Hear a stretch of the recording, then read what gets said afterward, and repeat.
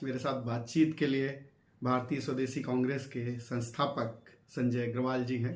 संजय अग्रवाल जी, आपका स्वागत है। और आज बातचीत हम लोग बड़े हल्के फुल्के अंदाज में करेंगे और जानेंगे कि संजय जी क्या तमाम मसलों पे क्या राय रखते हैं। तो संजय जी, आप पॉलिटिक्स में क्यों आए? देखिए, पॉलिटिक्स में तो हम जो आए, हम देश में गुड गवर्नेंस और वो सभी मुद्दे जिनको मेरी दृष्टि में मैं सामाजिक आंदोलन मानता हूं,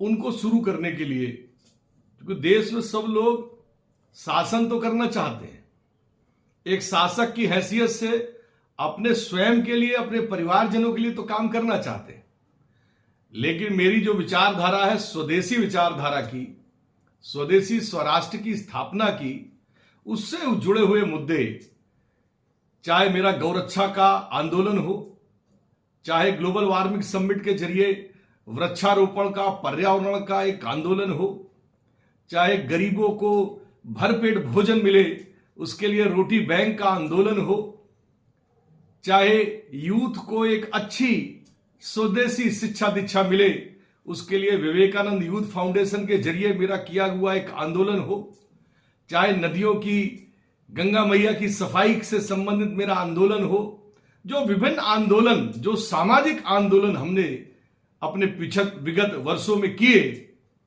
वो आंदोलन के जरिए मैंने जब देखा, वर्षों से मैंने शुरू किया ये काम, जब मैं बच्चा था बाल काल में ही मैंने ये कई संगठन खड़े किए और उनके जरिए लोगों को जोड़ा और आंदोलन शुरू किए और उस पर काम शुरू किया, क्योंकि योजना के साथ साथ एक्चुअल में जो उसका क्रियान्वयन है, हमारे देश की जो जनता है, जो हमारे स्वदेशी लोग हैं, जो भी भारत देश से पैदा हुए, हिंदू, मुसलमान, सिख, ईसाई, सबको कैसे लाभ मिले, सब कैसे गुड गवर्नेंस के लिए जुड़ पाए।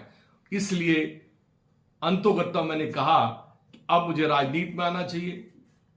उसके लिए मैं कुछ विभिन्न पार्टियों में राष्ट्रीय स्तर पे काम भी किया, लेकिन जब देखा कि ये सब पार्टियां भी व्यक्तिगत स्वार्थ के लिए काम कर रही हैं, व्यक्तिगत अपने बढ़ाने के लिए काम कर रही हैं, तो फिर ये भारतीय स्वदेशी कांग्रेस की आपके भाई संजय अग्रवाल ने स्थापना की और मैं इस पार्टी के जरिए, इस पार्टी के कैडर के जरिए देश के अंदर जो भी मेरी द्वारा सोची हुई योजनाएं हैं, जिससे मेरे देश के अंतिम व्यक्ति तक को लाभ मिलेगा, उसके लिए मैं काम करने के लिए तत्पर हूं।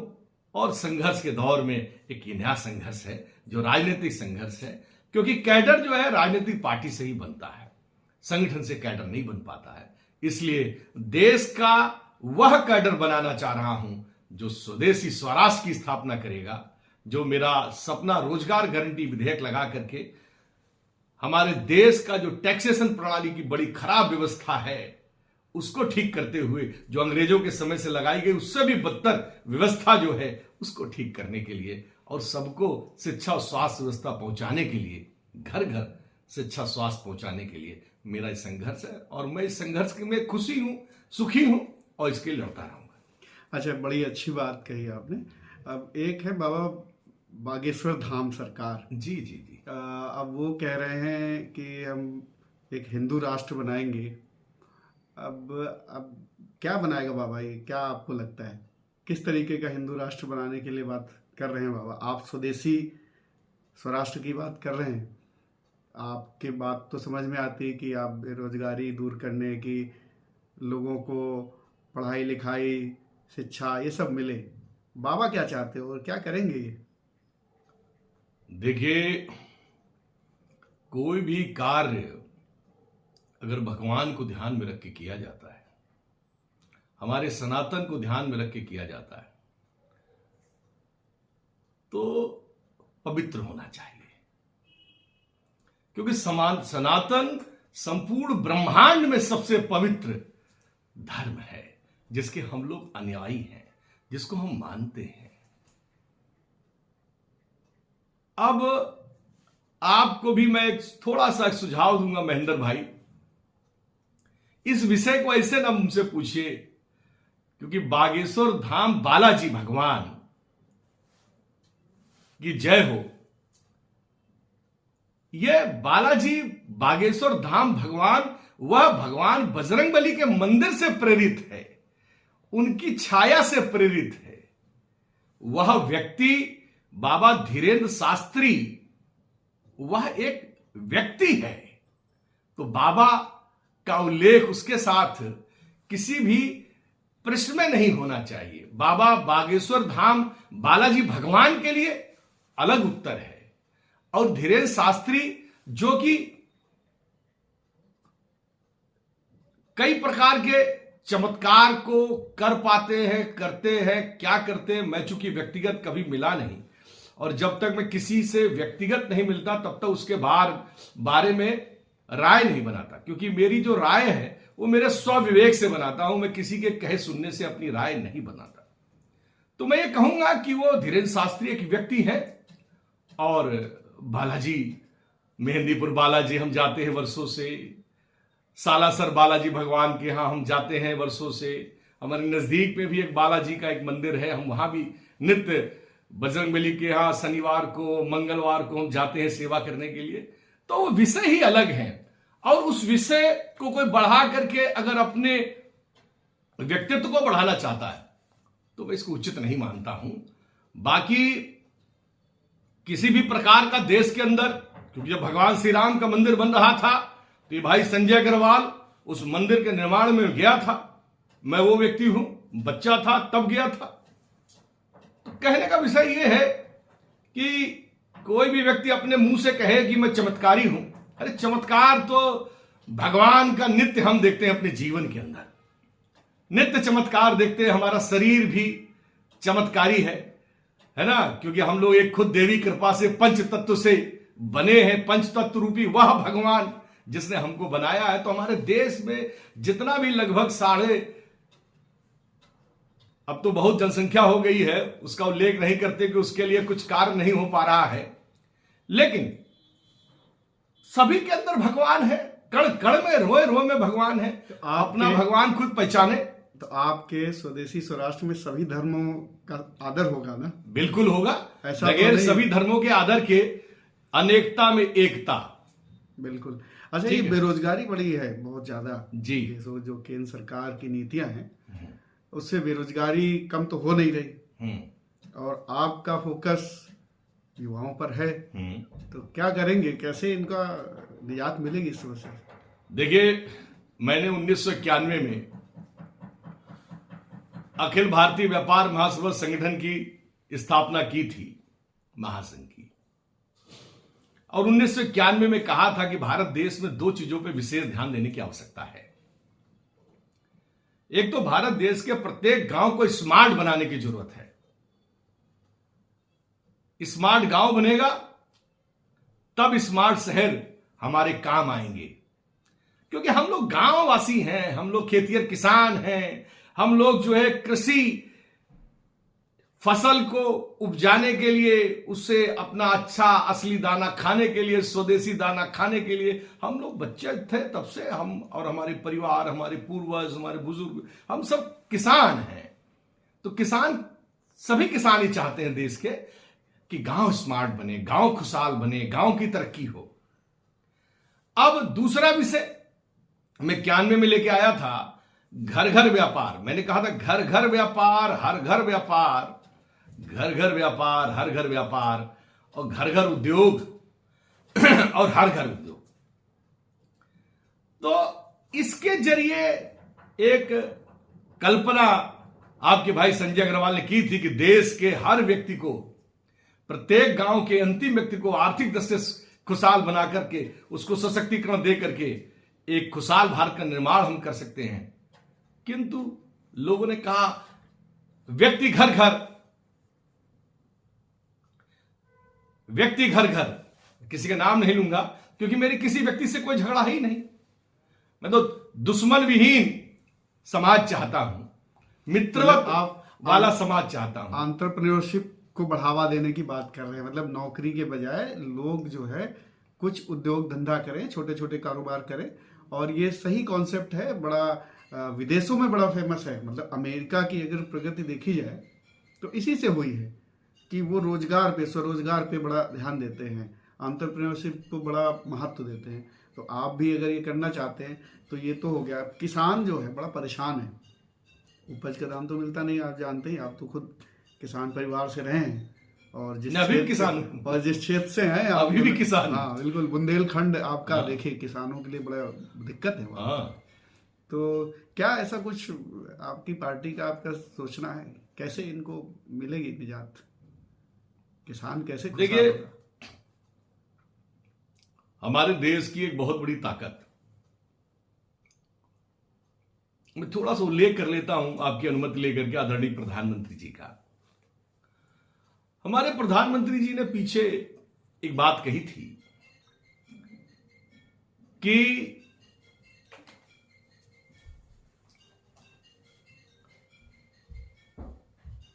हमारे देश के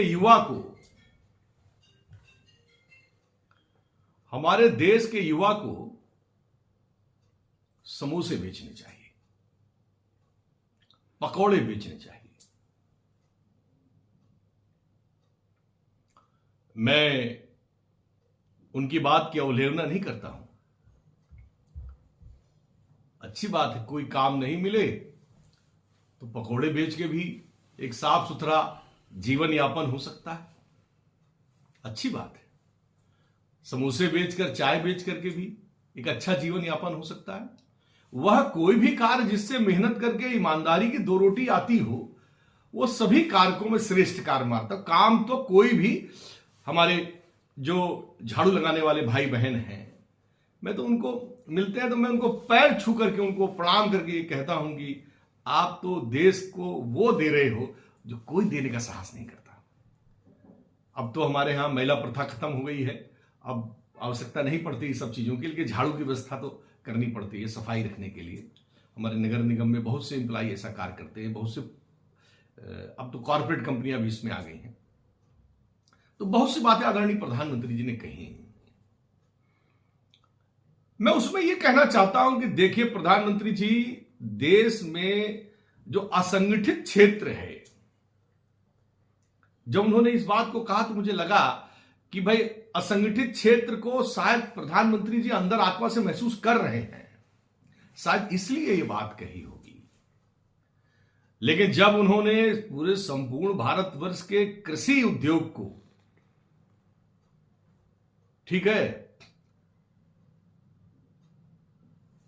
टैक्स में लाने के दायरे की बात करनी शुरू की हमारे सरकारी गवर्नमेंट ऑफ इंडिया ने, और जब उसके लिए एक नया पॉलिसी बना दिया कि उसको टोटल संगठित क्षेत्र में ले आएंगे, कॉर्पोरेट के अंडर में ले आएंगे, तो मुझे बड़ा दुख हुआ उस दिन कि भारत देश का, चाहे हमारा कृषि समाज हो, चाहे किसान भाई हो, जब तक असंगठित हैं, जब तक उनकी जमीन उनके पास है, वो खुद जो रहे हैं, खुद बो रहे हैं, खुद उड़ा रहे हैं, खुद फसल काट रहे हैं और खुद बेच रहे हैं, तब तक हमारा देश ताकतवर है।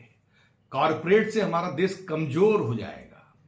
उसी तरह जो व्यापार है वो भी जब तक असंगठित है, जब तक हमको सड़क पे ठेले वाले मिल रहे हैं, जब तक हमको खोमचे वाले मिल रहे हैं, तब तक हमारा देश ताकतवर है। तब तक हम 10 रुपए में छोला भटूरा खा लेंगे, तब तक हम 20 रुपए में भर पेट प्लेट खाना, बढ़िया भोजन, साफ सुथरा ताजा खा लेंगे। लेकिन अगर ये सब 5 स्टार होटल बन जाएंगे, संगठित क्षेत्र में चले जाएंगे, तो हमारे देश को बर्बाद करने से कोई रोक नहीं सकता। तो कृपया मेरे देश को बर्बाद ना करें, मैं अपने देश को बर्बाद नहीं होने दे सकता हूं। बर्बादी की बात, तो इसमें किसान का जो आपने प्रश्न पूछा, वो किसान को तो आपको रिजर्व प्राइस देना चाहिए। टैक्स के दायरे में संपूर्ण किसान को हमेशा के लिए बाहर रहना चाहिए। और जो टैक्स की व्यवस्था है कि आपने मैन्युफैक्चरर से भी टैक्स ले लिया, फिर आपने जो सुपर स्टॉकिस्ट के यहां भी टैक्स लग गया, फिर रिटेल पे भी टैक्स लग गया, फिर वो जनता भी टैक्स भर रही है, फिर वो गरीब आदमी भी जीएसटी भर रहा है। तो टैक्स पे टैक्स, टैक्स पे टैक्स, टैक्स पे टैक्स, ये व्यवस्था खत्म होनी चाहिए। संजय अग्रवाल की भारतीय स्वदेशी कांग्रेस की स्वदेशी सरकार जब बनेगी तो सिर्फ देश में एक टैक्स लगेगा, सिर्फ एक टैक्स लगेगा, और उसके लिए मैं पूरी जी जान लगाऊंगा। तो तो ये जो कृषि उपज है इसका क्या सोचते हैं आप? इसके दाम थोड़े बढ़ने चाहिए जिससे बिल्कुल बढ़ना चाहिए। रिजर्व प्राइस देखिए, हर आप कहते हैं भाई हमने ई टेक्नोलॉजी लेके आ गए, आप कहते हैं भाई ई टेंडर करेंगे। अरे भैया जब ई टेंडर करोगे तो इंफ्रास्ट्रक्चर में ई टेंडर करने की बात करते हो और उसमें कंप्यूटराइज सिस्टम, मैं कोई आरोप नहीं लगाऊंगा किसी पे, बड़ी बात हो जाएगी। तो कॉन्ट्रैक्टर का एक कॉन्ट्रैक्टर से प्रॉफिट होगा ना जी, 5% होगा, 10% होगा, 15% मुनाफा होगा ना। अगर आप देश की मुनाफाखोरी को रोकना चाहते हैं तो कृषि उपज का एक रेट भाव सेट हो गया और बाजार में बिकने का मूल्य में 15% बढ़ोतरी के अलावा कोई बढ़ोतरी होती है तो देश का नुकसान है, देश के अंतिम व्यक्ति का नुकसान है, देश की जनता का नुकसान है। इसको कौन रोकेगा? बातें रोकेगी? वह विदेशी कांग्रेस रोकेगी कि वर्तमान की हमारी सरकारें रोकेंगी? रोकना पड़ेगा, इसके लिए व्यवस्था बनानी पड़ेगी और इसके लिए मेरे पास पूरा ब्लूप्रिंट है, मेरे पास पूरी इसकी डीपीआर है। जिसको समझ में ना आवे मुझको बताओ, मैं आपको पूरी मदद करूंगा, लेकिन देश के लिए काम करो ना जी। देश में जितनी मुनाफाखोरी, कालाबाजारी बंद होगी उतना ही तो देश ठीक होगा ना। अच्छा, एक बड़े छोटे व्यापारी जो हैं बड़े परेशान है, स्ट्रेस में है। आप समझ ही रहे होंगे, सब जगह घूमते हैं, फिरते हैं, मिलते होंगे। हमें तो जो मिलता है वो कहता है कि भाई कारोबार बड़ा मंदा चल रहा है, पता नहीं सरकार क्या कर रही है। तो इनके लिए कुछ है आपके पास? कैसे ये कारोबार इनका पटरी पे आए? देखिए, आजकल जो हमारे जितने भी चार्टर्ड अकाउंटेंट भाई हैं, जो वकील साहब लोग हैं, वो अभी संघर्ष करते हैं। वो भी इतना पढ़ाई लिखाई के बाद जो है दो रोटी कमाने के हकदार वो भी बनते हैं, सर्विस इंडस्ट्री के लोग हैं। किंतु जो व्यापारी है, अब वो छोटा व्यापारी अगर 1 करोड़ रुपए का व्यापार करता है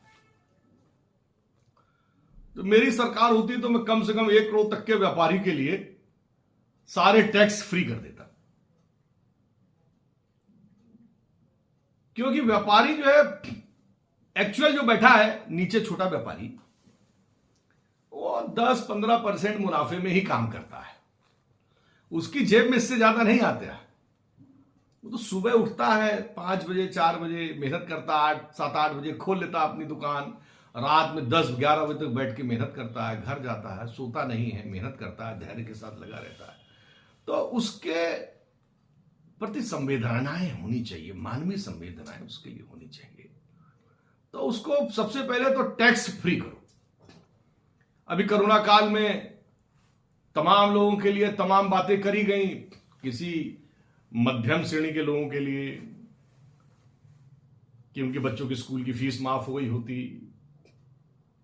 ऑनलाइन में बच्चों का पेट तो बढ़ गया लेकिन फीस नहीं माफ हुई।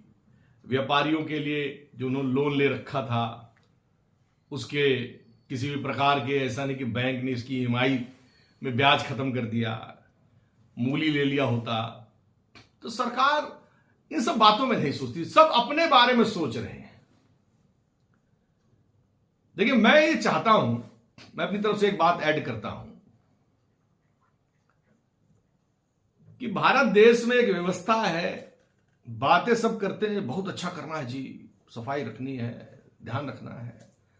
एक शब्द है गुड गवर्नेंस का, जिसको महात्मा गांधी लेके आना चाहते थे, जिसको बाबा साहब अंबेडकर अपने संविधान में लिख गए थे कि मेरा देश जो होगा उसमें गुड गवर्नेंस होगा। मैं सैल्यूट करता हूं ऐसे महान लोगों को जिनका उस समय विजन मिशन इतना बड़ा था। लेकिन आज गुड गवर्नेंस कैसे आएगा? महेंद्र भाई, आप गाड़ी का टैक्स देते हैं, यदि आपकी गाड़ी का टैक्स नहीं जमा होता है तो उसमें चालान, जुर्माना हो जाता है, पेनाल्टी लग जाती है। यही आप सड़क पे निकलते हैं, रोड टैक्स देते हैं, यदि इसी में कोई खड्डे से आपका कोई बाल बाका हो गया या आपकी गाड़ी का डैमेज हो गया, तो क्या सरकार भी वैसे ही सोचती है आपके प्रति कि आपको भी कुछ उसको कंपनसेट करना चाहिए? नहीं सोचती है। तो भारतीय स्वदेशी कांग्रेस की सरकार में संजय अग्रवाल की जब लीडरशिप में कुछ आगे बढ़ेगा, तो मेरा वचन है आपसे कि जैसा जनता के प्रति सरकारें सोच रही हैं, वैसे ही जनता के लिए सरकार को भी सोचना पड़ेगा। अगर जनता ने टैक्स पेड किया है और सरकार उसको लाभ नहीं दे पाई, उसको नुकसान हुआ, तो सरकार पे भी जुर्माना लगेगा। यह व्यवस्था गुड गवर्नेंस कहलाएगी। वरना क्या है भाई, बात करते रहिए। नहीं, अच्छी बात है। ये अकाउंटेबिलिटी सरकार की भी अगर तय हो तो बहुत अच्छी बात है। बिल्कुल। एक और सवाल है कि सवाल क्या मतलब, एक ये है कि आपकी पार्टी जो है यूथ के बारे में, स्टूडेंट्स के बारे में, पढ़ाई लिखाई के बारे में, कि बहुत सारे लोगों को मानना है कि पढ़ाई फ्री होनी चाहिए, एटलीस्ट ग्रेजुएशन तक फ्री होनी चाहिए, और बहुत सारे लोग तो कहते हैं कि वे मेडिकल और इंजीनियरिंग तक की भी फ्री होनी चाहिए, क्योंकि हम पढ़ा रहे हैं। बच्चों को पढ़ाना तो बहुत ज़रूरी है। आप क्या सोचते हैं, ऐसा होना चाहिए या कोई बर्डन पड़ेगा सरकार के ऊपर, या सरकार के लिए बहुत अच्छा रहेगा कि पढ़े लिखे युवा और हर तबके के व्यक्ति आगे आएंगे इससे? देखिए, मेरी तो जिस दिन चलेगी ना, उस दिन संपूर्ण पढ़ाई समस्त क्लास के लिए भारत देश के अंदर मुफ्त में पढ़ाई जाएगी। और एक और इसमें अमेंडमेंट मैं जरूर करूंगा।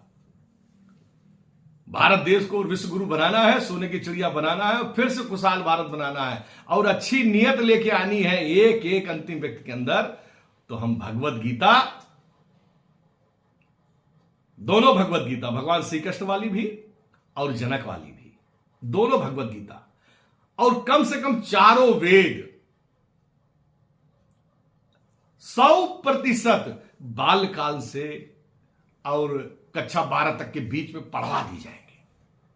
ये कंपलसरी कर देंगे, क्योंकि ये ज्ञान ये संपूर्ण भारत के लिए है। भाषाएं तो अनेक हैं हमारे यहां, उनमें भी एकता है, लेकिन ये जो भगवत गीता का ज्ञान है, वो भले उसके लिए हम लोगों को ट्रांसलेट करना पड़ जाए दूसरी भाषाओं में। वैसे तो मैं हिंदी भाषा के भारत देश में रहता हूं और हिंदी भाषा मेरे लिए प्रथम है, तो हिंदी में ही सबको पढ़ा दिया जाए। संस्कृत तो थोड़ी जो पढ़ ले बहुत अच्छी बात है, वरना तो हमारी सनातनी है संस्कृति, उसमें पढ़ ले, लेकिन हिंदी में तो जरूर पढ़ा दिया जाए। तो आपको क्या ये भी लगता है कि हिंदी वालों को तमिल सीखना चाहिए, तेलुगु सीखना चाहिए, उड़िया सीखना चाहिए? क्योंकि देश 4-5 स्टेट का तो है नहीं हिंदी वाला। उड़ीसा वाले उड़िया उनकी मातृभाषा है, वो भी गर्व से कहते हैं हम हिंदुस्तानी हैं। तो आप जो एक भाषा पे बात कर रहे हैं, ये लगता है कि थोड़ा सा कहीं ऐसा तो नहीं संकुचित मामला बन जाएगा? नहीं, भारत देश में वो सारे लोग जो हिंदू राष्ट्र की बात करते हैं, उनको मैं बताऊंगा कि हिंदू राष्ट्र है। बनाएंगे नहीं हिंदू राष्ट्र, ये हिंदू राष्ट्र है, जिसमें हमारे छोटे भाई मुसलमान भी रहते हैं, कुछ और समाज के लोग भी रहते हैं। ये है हिंदू राष्ट्र, इसको बनाएंगे नहीं, ये है। और ये है सबसे ज्यादा हिंदी भाषी क्षेत्र, और हमारी मातृभाषा हिंदी है। और इसके लिए भी कोई लड़ाई लड़नी पड़ेगी तो मैं लड़ूंगा। मेरे मित्र, दोस्त, दूसरे समाज के लोगों को भी मैं प्यार से समझा लूंगा, ये मादा ये भाई संजय अग्रवाल लगता है, और सब मिलकर काम करेंगे। क्योंकि ये देश जो है में जितनी एकता रहेगी, मानवता और इंसानियत रहेगी, उतना ये देश बढ़ेगा। लेकिन हर काम को प्यार से करने की जरूरत है, संवाद से करने की जरूरत है। अच्छा बेहतर संवाद हमेशा अच्छे सद्भाव को जन्म देता है, और उस अच्छे सद्भाव से हमेशा तरक्की होती है। लेकिन एक तरफ का तो नहीं चलेगा। अगर तेलुगु वाले आदमी से आप बैठ के बात करेंगे, वो कहेगा भाई साहब मेरी मातृभाषा तो तेलुगु है, मेरे से तेलुगु में बात करो, अच्छा लगेगा मुझे, मेरी मातृभाषा है। नहीं, उसमें क्या होता है, देखिए, तो आप कैसे करोगे फिर? ईमानदार बात यह है, बड़ी साइंटिफिक बात है, वैज्ञानिक बात है, कि भारत देश में जिस भाषा के सबसे ज्यादा बोलने वाले, समझने वाले रहते हैं, वह भाषा चलनी चाहिए। तो हिंदी भाषी सबसे ज्यादा है, तो हिंदी भाषा प्रमुख है, नहीं तो इसलिए हिंदी भाषा चलेगी। इसमें तो फिर ये नुकसान ये होता है अब ना। तो तेलुगु वाले हैं, वो अपनी भाषा पढ़े, उनको मना थोड़ी कर रहे हैं। उनकी भाषा तेलुगु है, वो तेलुगु पढ़े, लेकिन उनसे हाथ जोड़ के अनुरोध है कि भैया अगर सच में देश का विकास चाहते हो, कहते हैं राष्ट्रवाद राष्ट्रवाद राष्ट्रवाद, अरे देशभक्त बनने के लिए देश की बात करो तो देश हिंदी भाषा का देश है। हिंदी भाषा को भी अपना लोगे तो सब में प्रेम और एकता आ जाएगी। लेकिन आप जैसे कह रहे हो हिंदी, देखो हिंदी वाले राज्य तो पीछे हैं। गुजरात गुजराती बोलता है, मातृभाषा गुजरात की गुजराती है। आगे है कन्नड़, कर्नाटका आगे है, केरल, तमिलनाडु, ये जितने जो अहिंदी भाषी हैं ये आगे हैं। और इन्होंने तो बड़ा गौरव हासिल किया है इतिहास में हिंदुस्तान का। मतलब अगर हिंदुस्तान का इतिहास देखा जाए तो जितना हिंदी क्षेत्र तो बड़ा पराजित होता रहा, जो आता इनको कुचलता रहा। लेकिन जो केरला नेवी बड़ी शानदार थी, उनके अभी देखो प्रधानमंत्री ने भी वो किया वहीं के नाम पे। तो ये तो, और ये इनकी देशभक्ति में तो कोई आशंका है नहीं, ये तो बड़े देशभक्त हैं। मतलब ये तो श्रीलंका तक मार के आए थे चोला। तो मैं देखिए आपसे जो कहना चाह रहा हूं, मेरा जो अनुरोध है सारे लोगों के लिए, अपनी रीजनल भाषाओं को खूब प्यार करिए।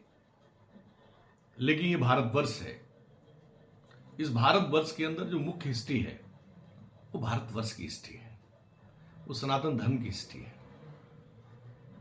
हम सीख सकते हैं अगर केरला भाषा, तो हमें भी सीखनी चाहिए। हम बंगाली सीख सकते हैं तो हमें सीखनी चाहिए। हम गुजराती सीख सकते हैं तो हमें गुजराती सीखनी चाहिए।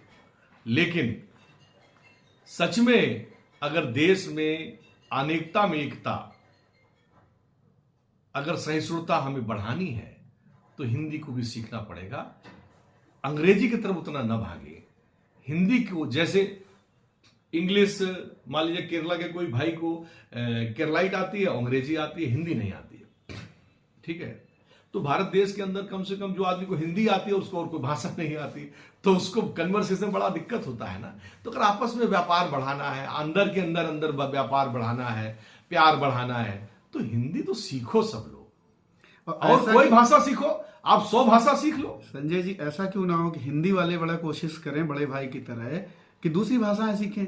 इस पे क्या ख्याल है आपका? हिंदी मीडियम वाले, भाषा सीखना तो बहुत आसान है, आप ऐसा क्यों नहीं करते कि हिंदी वालों को कोशिश करनी चाहिए? क्योंकि अगर झंडा भारतवर्ष का हिंदी वालों के हाथ में है, जो ऐसा कि मानते हैं, हालांकि हकीकत नहीं है, शंकराचार्य हिंदी भाषी नहीं थे। हिंदू धर्म का जो पुनरुत्थान किया हिंदी भाषी नहीं थे। बंगाल उन्हें हिंदी नहीं आती थी, अच्छा, ठीक है, थे नहीं हिंदी भाषी, तो हिंदी कहां से? उनको संस्कृत आती थी। अच्छा, संस्कृत तो आती थी, तो संस्कृत और हिंदी तो एक ही है ना? एक नहीं है। अरे नहीं, एक है, हमारी दृष्टि में एक है। संस्कृत अलग है, हिंदी अलग है। संस्कृत से ही हिंदी बनी है, संस्कृत वो आसान है, सारी भाषाएं आसान है। तेलुगु वाले को तेलुगु बड़ी आसान लगती है, जितनी आपको तेलुगु कष्टकारी लगती है उतनी तेलुगु वाले हमें कष्टकारी नहीं लगती। हमें कष्ट किसी भाषा से क्यों होगा? हम तो आदमी के हाव भाव से समझ लेते हैं कि कैसा क्या बोलना चाह रहा है। मुद्दा यह है कि एक चिन्ह, एक झंडा, एक नेशन, भारत देश का एक ही चिन्ह है ना, एक ही झंडा है ना। उसी तरह अगर हमें एक रहना है तो भाषा भी हिंदी मुख्य भाषा है। बाकी आप 100 भाषा सीखिए, कौन मना कर रहा है? अंग्रेजी भीगे, फारसी सीखिए, उर्दू सीखिए। तो भारतीय स्वदेशी कांग्रेस चाहती है कि हिंदी बढ़े और मुख्य भाषा के तौर पे हिंदी को रखा जाए, एक्सेप्ट किया जाए। हमारा राष्ट्रभाषा हिंदी है। और हम बाकी सब भाषाओं से भी प्यार करते हैं। सुनने में तो हमें सब भाषाएं अच्छी लगती है, और हम भी चाहते हैं कि हम सारी भाषाएं सीख लें। ऊपर वाले का आशीर्वाद होगा, कोई हमें भी कोई चमत्कार मिलेगा। अभी जैसे क्या है, मृत्यु के ऊपर तो कोई है नहीं, मृत्यु के ऊपर, जीवन के ऊपर कोई है नहीं। जीवन से बड़ा, मृत्यु से बड़ा कोई चमत्कार नहीं है। तो जो लोग चमत्कार करते हैं भारत देश के अंदर, उनके लिए मेरा एक संदेश है, रोकना है तो उस मौत को रोको, रोकना है तो उस मौत को रोको।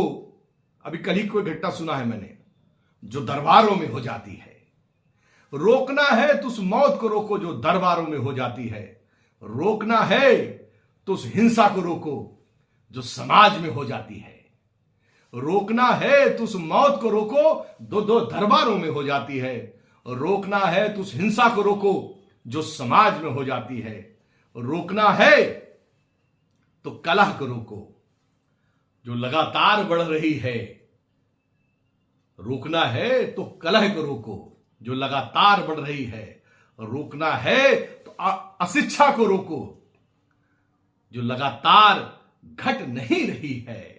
रोकना है तो अस्पतालों में जो बाहर पड़े लोग तड़प रहे हैं स्वास्थ्य लाभ पाने के संघर्ष के लिए, उनको रोको। रोकना है तो झूठे वादे रोको। रोकना है तो कच्चे लालच रोको। रोकना है तो मेरे देश को बर्बाद होने से रोको। रोकना है तो झगड़ा कराने वालों को रोको। बहुत सी बातें हो सकती हैं। ये बहुत अच्छी बात कही, और इसी पॉइंट पे मुझे लगता है कि अब अपनी चर्चा को जो है, बातचीत को विराम देना चाहिए। संजय जी, आपका बहुत बहुत धन्यवाद। आपने एक छोटा सा मेरा बाल्यकाल का एक बाल्यकाल का मैं छात्र देता था, तो अपने स्टूडेंट भाइयों के लिए एक मैसेज देना चाहता हूं। जब मेरे बाल्यकाल में, जब मैं विश्वविद्यालय में चुनाव लड़ा महामंत्री का, तो मैंने एक स्लोगन लिखा था। मेरे आज भी मेरे पुराने मित्र मिल जाते हैं जो छात्र राजनीति के जीवन में मेरे साथ थे, तो गुनगुनाने लगते हैं। मैं उसको आपके सामने आपको प्रेषित करता हूं नमन वंदन के साथ। जो लोग सुनेंगे उनको भी अच्छा लगेगा। मैंने कहा था, उसमें लिखा था कि फूल से मासूम बच्चों की, मेरे हृदय ने कहा कि फूल से मासूम बच्चों की, क्योंकि मेरा जीवन भर पूरा जीवन संघर्ष का है, ठीक है, और कभी थकूंगा नहीं, कभी हारूंगा नहीं। तो फूल से मासूम बच्चों की मैं जुबा हो जाऊंगा। फूल से मासूम बच्चों की हम जुबा हो जाएंगे। फूल से मासूम बच्चों की हम जुबा हो जाएंगे। हम मिट भी गए तो क्या हुआ, हम एक दास्ता बन जाएंगे, एक दास्ता बन जाएंगे, एक दास्ता बन जाएंगे। जय हिंद, जय स्वदेशी। आपकी इन्हीं खूबसूरत पंक्तियों के साथ यहाँ बातचीत को विराम देते हैं। नमस्कार संजय जी, आप बहुत खुलकर बोले, आपका बहुत बहुत धन्यवाद। तो आज की बातचीत यहीं विराम देते हैं इसको। फिर मिलेंगे किसी और शख्सियत के साथ और उससे बातचीत करेंगे। फिलहाल नमस्कार।